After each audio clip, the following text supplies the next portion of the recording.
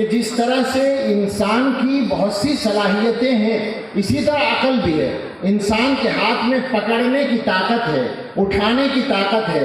تو کیا ایک انسان اپنے ہاتھ سے 1000 kg وزن اٹھا سکتا ہے؟ ایک حد ہے نا اس کے اٹھانے کی، اس حد سے آگے وہ نہیں اٹھا سکتا.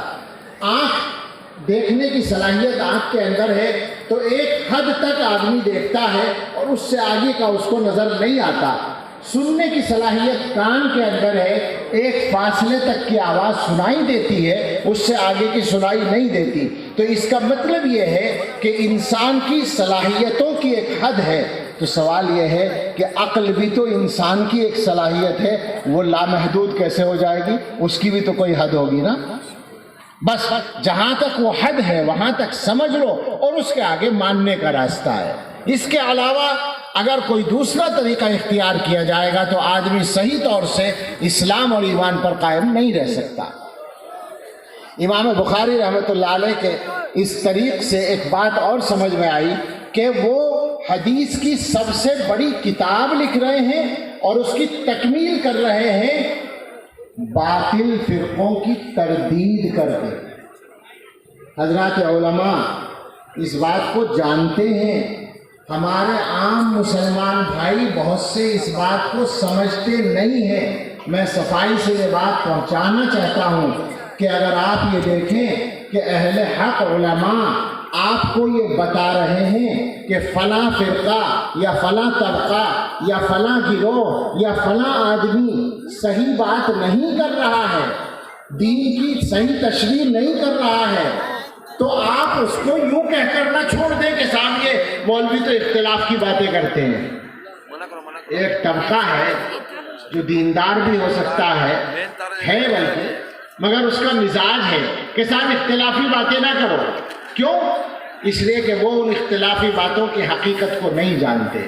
آپ اندازہ کریں امام بخاری جیسا محدث بخاری شریف میں اختلافی باتیں کر رہا ہے، وہ ختم ہی کر رہا ہے اختلاف پر، اپنی کتاب کو مکمل کر رہا ہے. سوال یہ ہے کہ جب دین کے معاملے میں کوئی غلطی کی جائے گی تو علماء خاموش کیسے رہ سکتے ہیں؟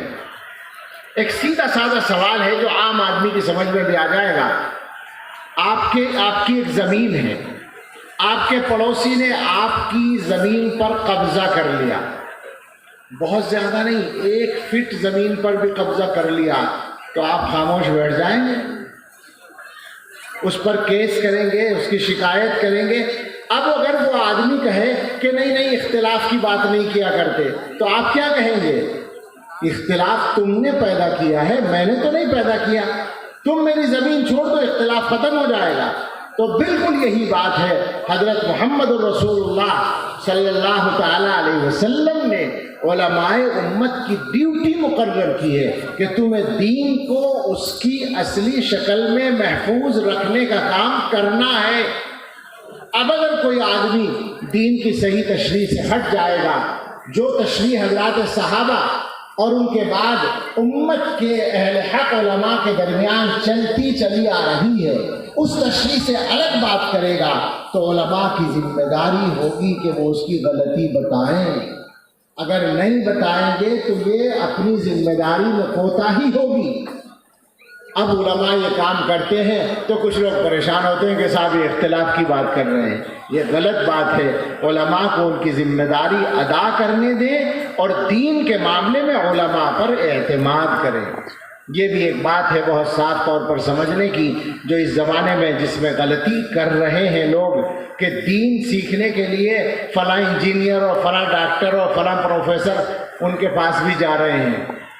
اگر کسی نے معتبر علماء سے علم حاصل کر لیا ہو تو کوئی عرض نہیں، لیکن میرا سوال ہے کہ اگر مجھے دوا لینی ہو تو میڈیکل ڈاکٹر کے پاس جانا ہے یا کسی بڑے شیخ الحدیث کے پاس جانا ہے؟ ڈاکٹر کے پاس جانا ہے، اس کے علاوہ راستہ ہی نہیں ہے. اگر مجھے سائنس کی تھیوری سمجھنی ہو تو کسی مولانا سے سمجھنی ہے یا انجینئر صاحب کے پاس جانا پڑے گا یا کسی سائنسداں کے پاس جانا ہوگا؟ ظاہر سائنسداں کے پاس جانا ہوگا. تو دین سمجھنے کے لیے علماء کا دامن تھامنا ہوگا، علماء کے پاس جانا ہوگا، علماء سے سمجھنا ہوگا۔ یہ عقلی گھوڑے دوڑانے والوں سے دین نہیں سمجھا جائے گا۔ جن کے پاس دین کا معتبر علم ہے ان سے علم لیا جائے گا، ان سے دین سیکھا جائے گا۔ امام بخاری رحمۃ اللہ علیہ نے اس عنوان ہی سے نہ جانے کتنی چیزیں ہمیں سمجھائی ہیں۔ ہم بات کو سمیٹنے کی کوشش کرتے ہیں اور آتے ہیں اس باب کی طرف۔ یہ باب ہے، قرآن کریم کی آیت کو عنوان بنایا۔ اللہ تعالیٰ فرماتے ہیں وَنَضَعُ الْمَوَازِينَ الْقِسْطَ لِيَوْمِ الْقِيَامَةِ، ہم قیامت کے دن انصاف کے لیے ترازو رکھیں گے، ترازویں رکھیں گے۔ وہ تفصیلات علماء جانتے ہیں، جمع کیوں لایا گیا، بہت ساری ترازو ہوں گی، یا ایک بڑی ترازو ہوگی، یا ہر قسم کے عمل کی الگ ترازو ہوگی، یا ہر طبقے کی الگ ترازو ہوگی، یا بہت بڑی ہوگی اس لیے جمع کا لفظ استعمال کر لیا، وہ سب اللہ جانتا ہے وہ کیسی ہوگی۔ مگر اللہ نے یہ بتایا کہ ہم انسانوں کے اعمال کو تولیں گے۔ امام بخاری رحمۃ اللہ علیہ یہ عنوان قائم کر کے کیا کہنا چاہتے ہیں؟ بعض حضرات نے تو یہ سمجھا ہے کہ اسی مسئلے کو بیان کرنا چاہتے ہیں، اس لیے کہ امت میں کچھ لوگ ایسے تھے، وہی عقل پہ چلنے والے، عقل کو اپنا امام بنانے والے، جن کا نام معتزلہ بھی تھا اور بھی کچھ لوگ تھے۔ وہ یہ کہتے تھے کہ اعمال کو تولنا ممکن نہیں ہے، اعمال کوئی جسم نہیں ہے، کوئی میٹیریل نہیں ہے جس کو ترازو میں رکھا جائے، لہذا اعمال کیسے تولے جا سکتے ہیں؟ تو وہ کہتے تھے کہ اللہ تعالیٰ نے جو تولنے کا لفظ کہا ہے تو تولنا مراد نہیں ہے بلکہ انصاف کرنا مراد ہے۔ عجیب بات ہے، اللہ تعالیٰ کہتے ہیں ہم تولیں گے اور وہ کہتے ہیں نہیں تولیں گے۔ اللہ تعالیٰ کہتے ہیں کہ ہم تولیں گے اور وہ پوچھتے ہیں کہ کیسے تولیں گے۔ آپ سے نہیں پوچھیں گے اللہ تعالیٰ کہ کیسے تولا جائے۔ بہت آسان بات ہے، اللہ کے لیے تو سب کچھ آسان ہے، اور ہمارے زمانے میں یہ مسئلہ ہی بحث کے لائق نہیں رہا، اس لیے کہ دنیا میں انسان سب چیزوں کو تول رہا ہے، ناپ رہا ہے۔ وہ چیزیں بھی جو جسم ہے نظر نہیں آتی، جیسے ہوا ہے، ہوا کتنے میل فی گھنٹہ کی رفتار سے چل رہی ہے انسان ناپتا ہے۔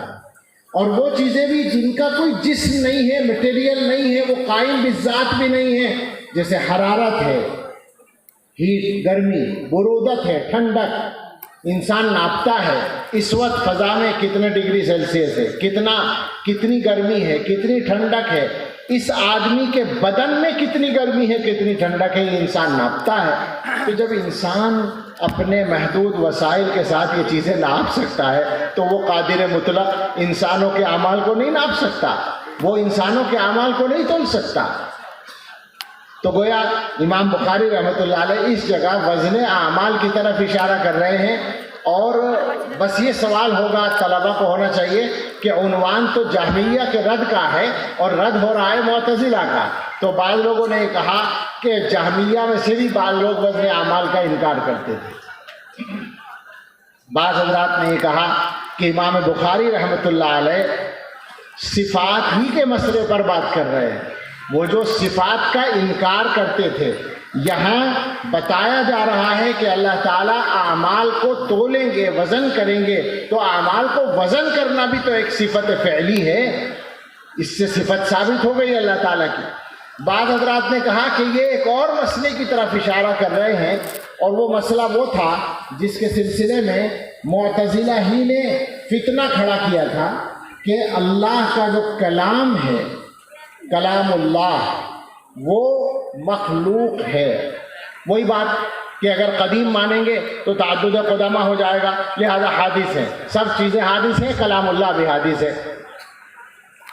علماء اہل سنہ والجماعہ نے اس کا رد کیا اور بتایا کہ اللہ کا کلام اللہ کی صفت ہے، لہذا قدیم ہے۔ امام احمد بن حنبل رحمۃ اللہ علیہ نے اس سلسلے میں قربانیاں دی، وہ ایک پوری تاریخ ہے، صرف اشارہ کرنے کا وقت ہے، اس سے زیادہ نہیں۔ مگر ہوا یہ کہ بعد کے زمانے میں امام احمد بن حنبل رحمۃ اللہ علیہ کے ماننے والوں میں غلو پیدا ہو گیا۔ امام احمد نے تو یہ فرمایا تھا، جیسا کہ اہل سنت کا مذہب ہے، کہ کلام اللہ قدیم ہے، غیر مخلوق ہے، ان کے ماننے والوں نے بیچاروں نے یہاں تک کہنا شروع کر دیا کہ یہ جو کلام کاغذ میں لکھا ہوا ہے یہ بھی قدیم ہے، حادث نہیں ہے، اور یہ کاغذ جس پر کلام لکھا ہوا یہ بھی قدیم ہے، حادث نہیں ہے، یہ گتے جو جلد کے اوپر لگے ہوئے ہیں قرآن کی یہ بھی قدیم ہے، حادث نہیں ہے۔ اتنا غلو انہوں نے کر دیا۔ اور یہ زمانہ تھا امام بخاری رحمۃ اللہ علیہ کا۔ امام بخاری رحمۃ اللہ علیہ کو اسی مسئلے میں ستایا گیا۔